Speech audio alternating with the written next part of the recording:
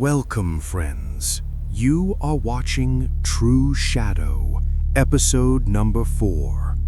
Today, we are taking you on the path of terrifying true events, that cursed oak farmhouse of Sacramento, where 5 children of a family become victims of the revenge of ancient spirits.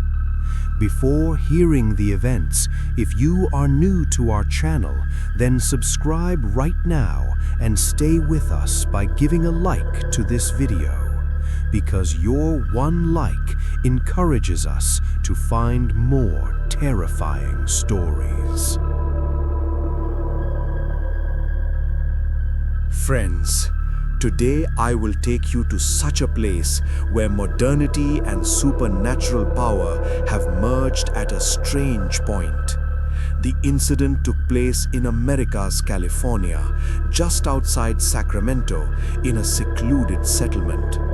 There, during the 1960s, an immigrant man named Thomas Miller planned to build a dream farmhouse for his family. The place Thomas chose was surrounded by ancient and massive oak trees, a completely uninhabited region. The local indigenous people used to say that in the deep silence of that forest lived the old soul or ancient spirits. But Thomas was a rational man. He ignored that warning and picked up the axe with his own hands. To build the house, one by one, centuries-old trees were cut down. The ancient stillness of the forest shattered, torn apart.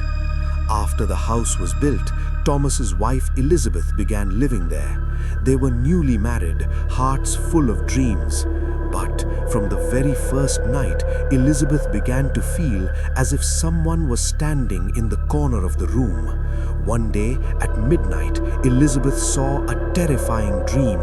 In the dream, she saw a solid shadow standing at the door of their house saying, "You have destroyed our home, ruined our garden of peace. From now on every full moon, your blood will pay the price. If you want to live, then offer this ancient land. Otherwise, I will take the children from your womb to the dark world." At first, Elizabeth thought it might be mental stress from adjusting to a new environment. But the dream began returning every night. When Thomas stayed busy with farm work, Elizabeth would then hear strange scratching sounds at the windows. The most astonishing thing was the trees around the house that had not been cut suddenly seemed to dry up and turn black. The people of that American region called it the Grey Curse. When Elizabeth became pregnant for the first time, that shadow figure became even more violent inside the dream. It clearly declared, "You have shared our dinner. Now I will take the lives of your descendants." Modern science had no answer there. They did not know that those ancient inhabitants had begun taking revenge for losing their home. And the victims were going to be their unborn 5 children. Thomas and Elizabeth's lives were filled with joy. Their 5 children were born. But that joy was the silence before a terrible storm. In that cursed afternoon of the 1970s began the first chapter of that blood-soaked revenge. Gabriel was then just 13. In the scorching American sun, Gabriel went swimming in the lake with his friends. The lake was calm, but its water was unnaturally black. Suddenly, Elizabeth noticed the spot where Gabriel was. The water seemed to boil, as if someone from below was pulling him. The friends thought Gabriel was just diving, but 5 minutes, 10 minutes passed. Gabriel did not surface. Exactly 3 days later, when the moon was at mid-sky, in the middle of the lake, Gabriel's lifeless body floated up. There were no injury marks on his body. Only on his neck were deep marks of black nails. Before they could recover from the grief of their son's death, within a year, the second blow came. The second son, William, one day was playing under an oak tree. Suddenly, a gust of cold wind blew.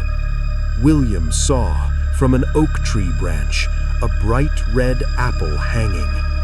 As soon as he reached beneath the tree, without any wind, a massive oak branch, like a giant monster, broke off, falling directly on William's head. The doctor arrived and said in astonishment, "This branch was not rotten, yet how it snapped and fell is mysterious." The villagers began whispering. The oak trees were taking revenge for their lost brothers. But who can stop fate? The middle two children, Jack and Ellie, one evening went to the bathroom. Thomas went there with a torch. He broke the door and entered inside. What he saw made the blood in his body freeze. The bathroom was completely empty, as if they had gone somewhere through the walls.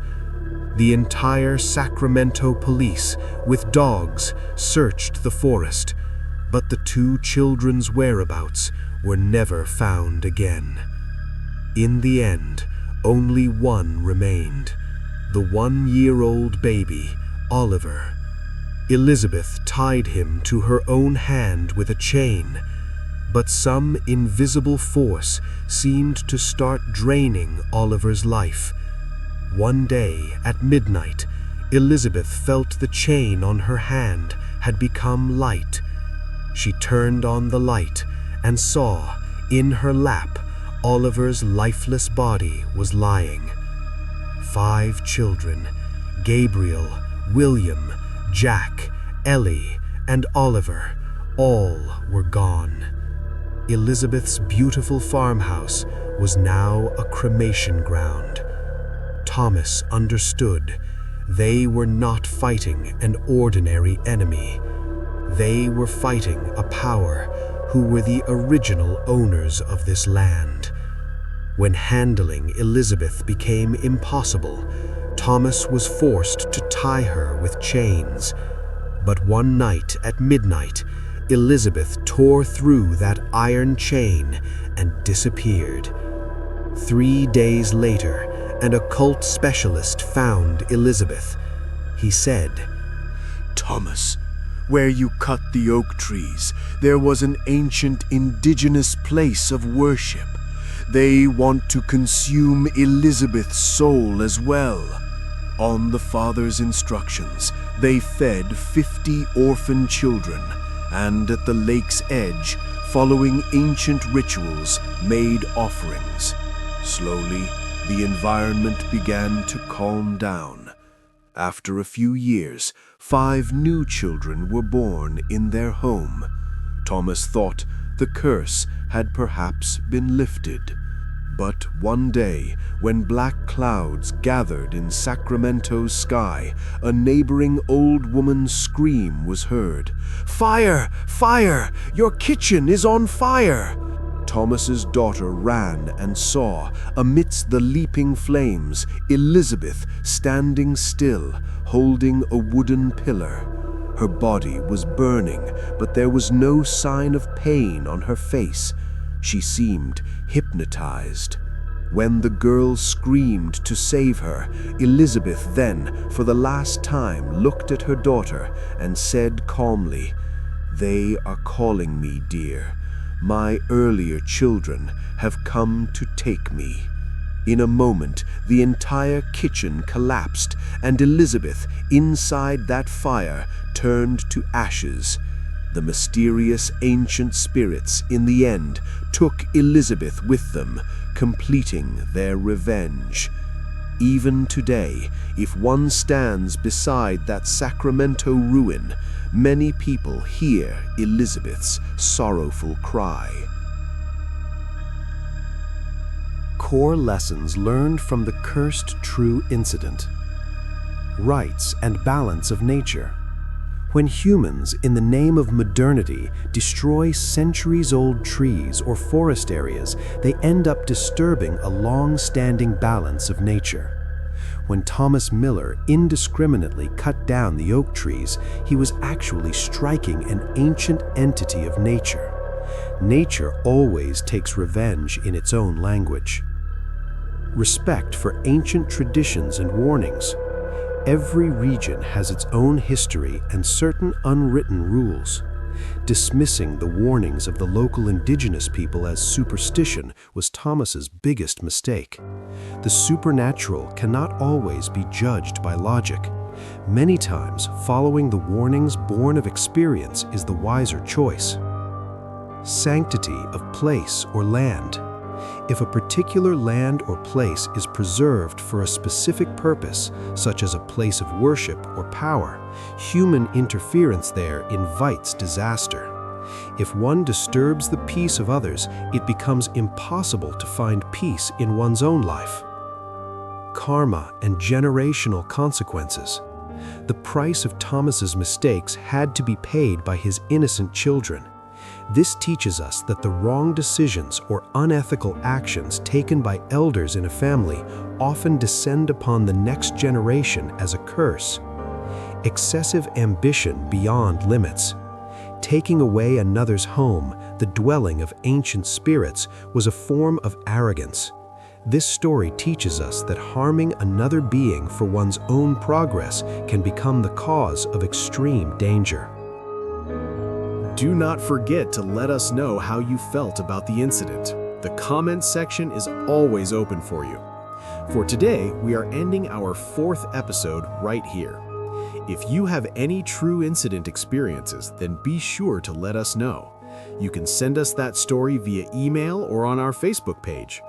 The true incident stories you send us, we will publish on our True Shadow channel. Your story could be the terrifying mystery of the next episode.